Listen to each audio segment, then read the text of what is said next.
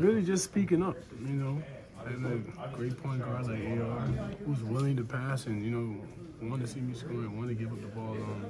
You know, I just had to make him trust me a little bit, you know, to understand I do got that game in my arsenal where I can play in the pocket and, you know, swing the ball a little bit to, you know, if we don't have a good look in this pick and roll, I can bring it to the other side and, you know, other than the strong side. And, you know, just making that a thing where, you know, our superstars come in like Luka and Bron where, you know, it's fluid, you know, playing in our pocket and, you know, adding that to the Laker basketball. Deandre Ayton. First of all, JJ said he thought you were fine, just took that kind of knee from pods. You're fine? Yeah, I'm good. Just making sure. We were just talking to Deandre, and he spoke a lot about you and kind of what he's learning about your game. What have you seen from him, not just in the games, but in practice thus far, and what is that? What level of excitement does that give you for the season? Yeah, just how much skill he has. You know, people forget about when he was in Phoenix and how dominant he was there, and how he, you know, was, you know, one of the biggest reasons that team made it to the finals that year. You know, talent's high. You know, can play in the pick and roll, can protect the rim. So, you know, we need that, and we need him to, you know, flourish in that role. He was talking about this kind of learning how to do the screen roll work with you specifically, and how he likes your your ability to get by your guy. So sometimes he doesn't want to come and get in your way. Other times, but he has to be aware for when you call him over. What have you seen from that, and kind of how do you decide when you've got the advantage versus when you want to come bring him in the action? Yeah, I think that, you know, those things just grow throughout reps, and that's, you know, kind of what we're trying to do in preseason.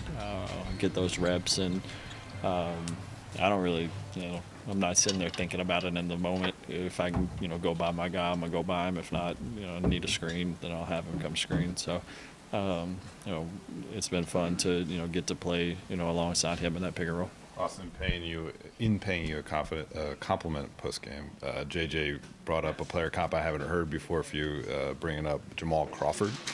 Are there any similarities to I like that one. your game? Jamal Crawford was cold. Jamal Crawford was cold. I don't know.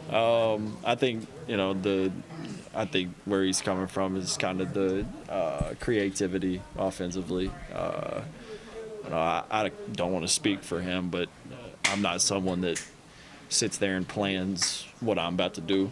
Everything kind of just, you know, happens naturally, you know, in the flow of the game. So I haven't heard that one, but I like JJ a little more now. What was it like to walk into a new locker room like this for the first time as a Laker? I felt like I was on a different team. I had no idea where I was going. I forgot about it. They told us that, you know, changes were being made. But when I walked in, I was like, what the heck's going on? And then I came back, you know, about 4 minutes on the, you know, clock right before the game, and I literally ran the wrong direction and couldn't find the locker room. So it'll take some time to get used to, but it's really nice. Deandre said just now that, you know, he's got a big personality, and I think that was his phrasing. But that, you know, there have been guys in the team that have embraced it and have tried to work with him on things. And I'm just curious, how do you think he's fit in so far into this group?